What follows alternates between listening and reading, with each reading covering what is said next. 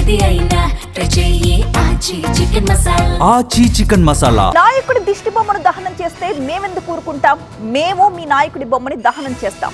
అధికార కాంగ్రెస్, విపక్ష బీజేపీల మధ్య ఇప్పుడు ఈ వారే నడుస్తోంది. పార్లమెంటు ఆవరణలో రాహుల్ తీర్పై తెలంగాణ బీజేపీ నేతలు నిరసనకు దిగారు. రాహుల్ గాంధీకి పార్లమెంటు పిక్నిక్ లా మారిందని విమర్శిస్తూ ఆయన దిష్టి బొమ్మను దహనం చేశారు. అలాగే రాష్ట్ర ప్రజలకు ఇచ్చిన హామీలను అటకెక్కించారని ఆగ్రహం వ్యక్తం చేశారు. కాంగ్రెస్ పార్టీ ప్రజాస్వామ్యాన్ని అపహాస్యం చేస్తోందని ఫైర్ అయ్యారు. రాహుల్ గాంధీ గారు పార్లమెంట్ మెట్ల మీద పిక్నిక్ పోయినట్టు వ్యవహరించిన తీరు మనందరం కూడా టీవీల ద్వారా చూసాం. దేశ ప్రజల్ని అవమానపరిచిన రాహుల్ గాంధీ, దేశ ఒక ప్రజాస్వామ్యాన్ని అవమానపరిచిన రాహుల్ గాంధీ. బీజేపీ తీరుకు కౌంటర్ గా రంగంలోకి దిగారు కాంగ్రెస్ సీనియర్ నేత జగ్గారెడ్డి.